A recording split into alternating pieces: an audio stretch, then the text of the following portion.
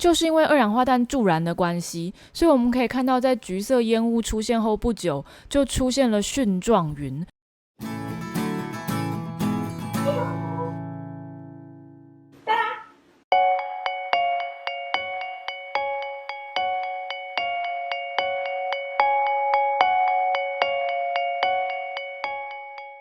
Hello， 大家好，今天要跟大家聊一个比较严肃的话题，是黎巴嫩贝鲁特的大爆炸。那这个意外到我们今天录影为止，已经有159人因此丧生，超过6000人受伤，30万人无家可归。当时爆炸的规模可比3.3级的地震，爆炸波可以在240公里以外的塞浦路斯都可以听见。那黎巴嫩的官员相信呢，这次的爆炸是由2750吨以上的硝酸铵所引起的。那大家可能不知道的是，硝酸铵爆炸其实在人类过去100多年的历史已经不断重复了。那大家可能比较听过的是2015年的天津大爆炸，还有1947年在德州城的大爆炸。在德州的这次爆炸是人类历史上除了核爆之外最严重的爆炸，所以又被称为 Texas City Disaster。 那在台湾呢，今年的5月，台中台肥厂其实也有过一次大火，起火的原因其实跟硝酸铵也是有点关系的，只是它的意外规模不是那么的大，所以没有形成一个爆炸。那这样总结下来，大家就知道硝酸铵在我们人类的历史上是真的一直不断的引发工业安全的意外的。那为什么100多年来意外不断的发生，我们却没有办法解决呢？那因为这个方面我真的不能算是专家，所以这一次我请了一个真正的专家来到现场。人类史上的第一次硝酸铵爆炸是1921年在 OPPO， 它是德国巴斯夫公司旗下所发生的爆炸。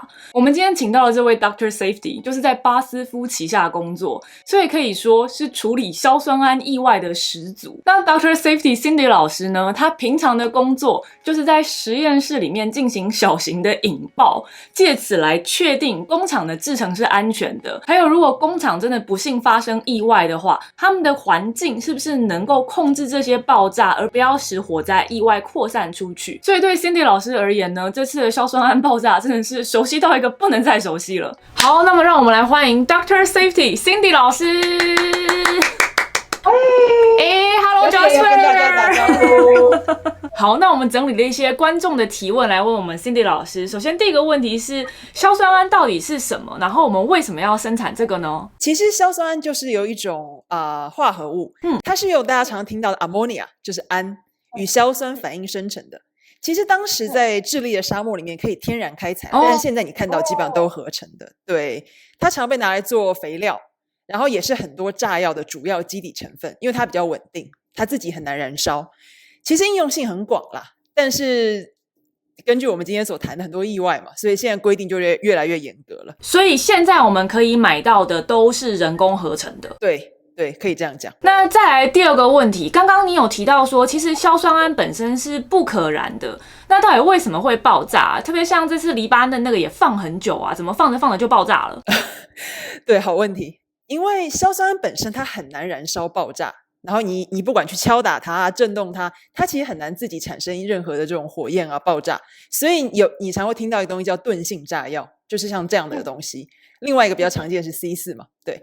但是遇到高热的时候，特别强热，它会分解出大量的氮气跟氧气。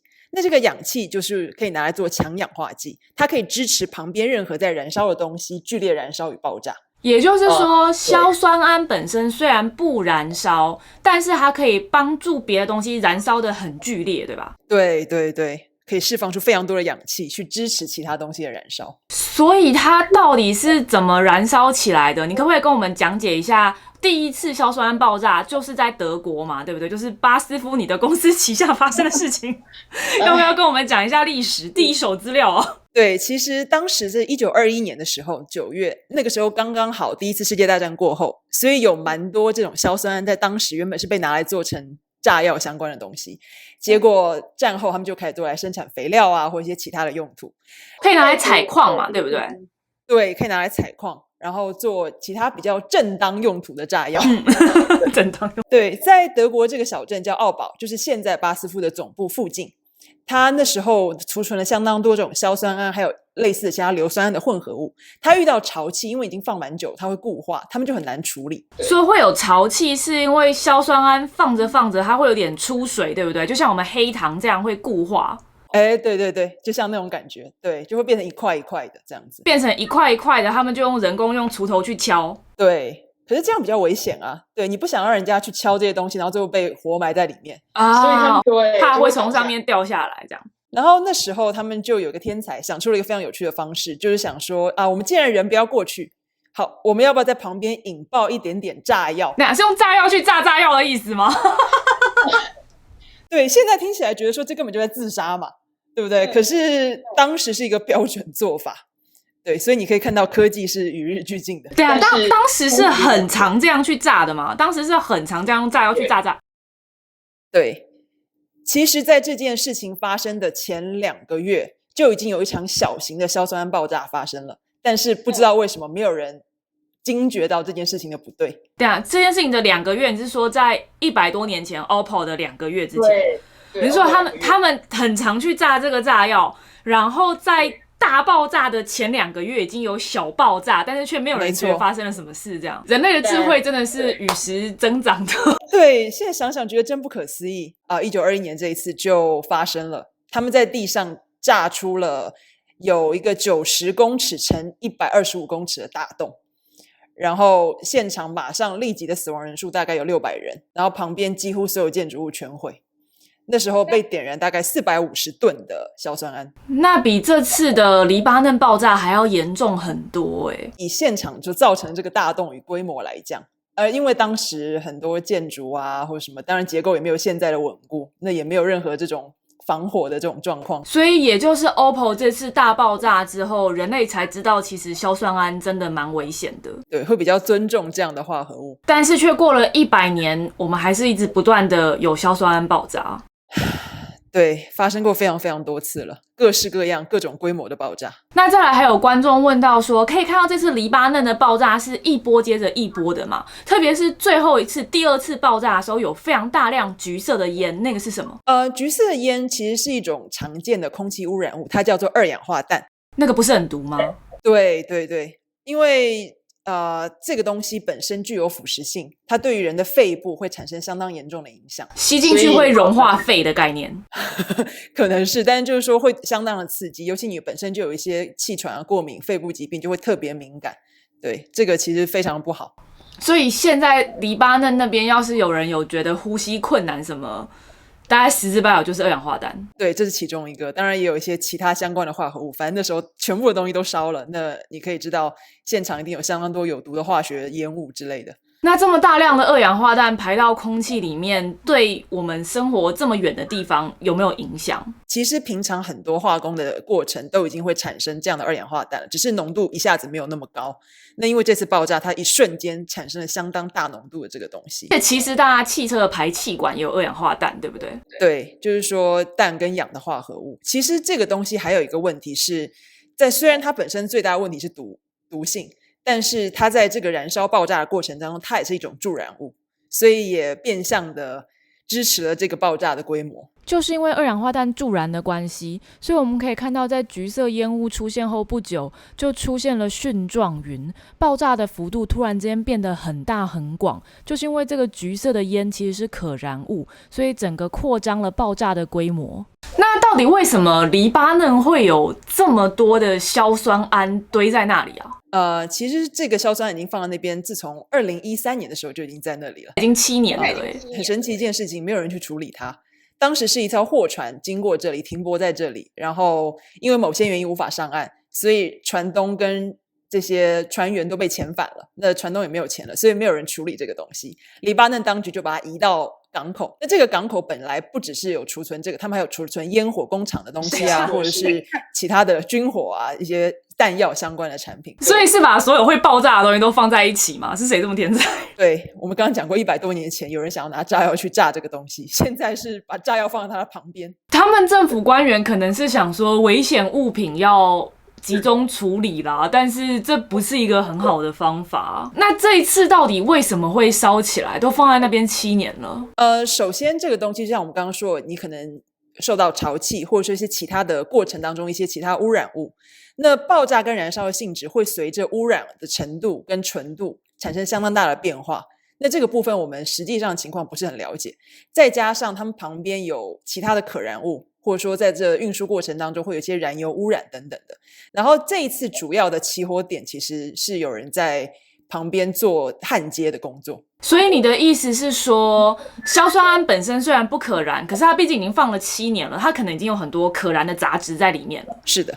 详细的状况可能还是要等待官方的调查报告，但是以 Cindy 老师的专业，他觉得很有可能一开始这个烟雾只是由焊接引发的小型火灾，之后才看到这个橘色的硝酸铵爆炸。真的，大家不能够在炸药的旁边任意的施工啊！真的。那这个硝酸铵在那边7年了都没有人处理，是不是就是政府官员根本不想要处理啊？他们也知道这边有一个很危险的爆炸物，对吧？对，因为当地的港口的官员其实写了6次信去跟执政当局说这个东西要处理，它是有危险性的，但是因为某些原因执政当局并没有做任何的处理。应该是说这种危险的东西大家很容易踢皮球啦，你处理得好也不会有人夸奖你，直到它爆掉了大家才知道这个问题很严重。那如果今天我们有很多硝酸铵的话，厂商或政府应该要做什么样的处理才可以确保这个硝酸铵的储藏是安全的？首先你储藏一个东西之前，尤其像这么危险的东西，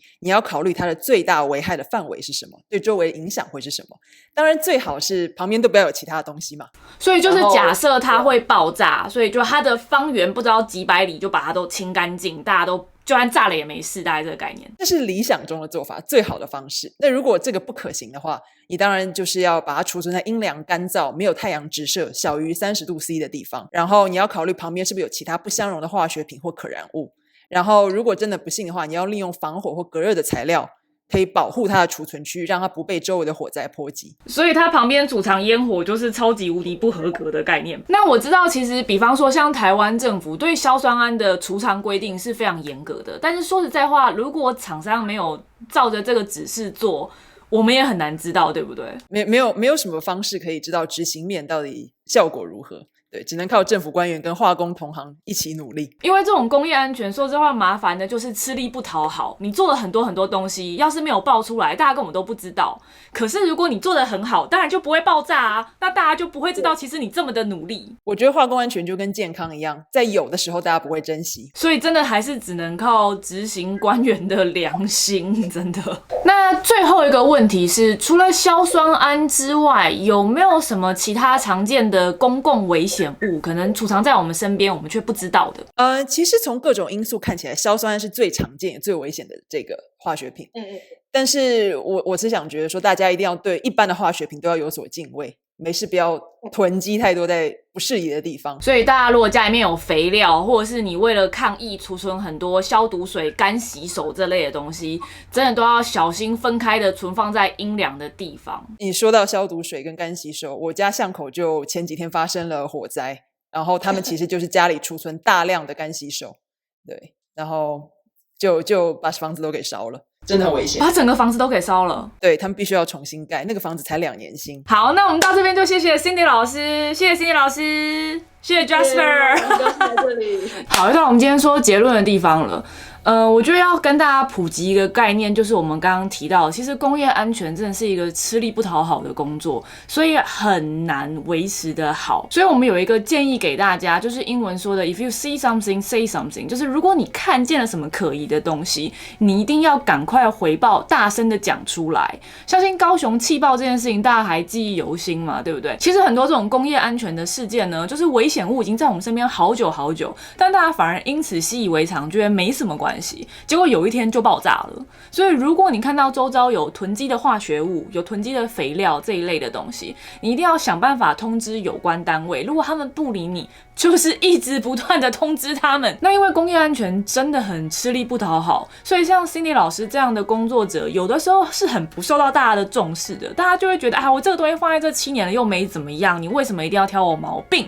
直到它爆炸了。所以请大家看到危险的东西，一定要想尽办法不断的通知有关单位，他们不理你，也要继续努力的通知他们，通知大家。好，那我们今天这影片就到这边。喜欢这个影片，麻烦订阅我的频道。如果你有什么对工业安全啊，或是对化工业这些有什么问题的话，都麻烦留言告诉我们，并且帮我按赞分享这个影片，给我一点鼓励。我们下次再见，拜拜。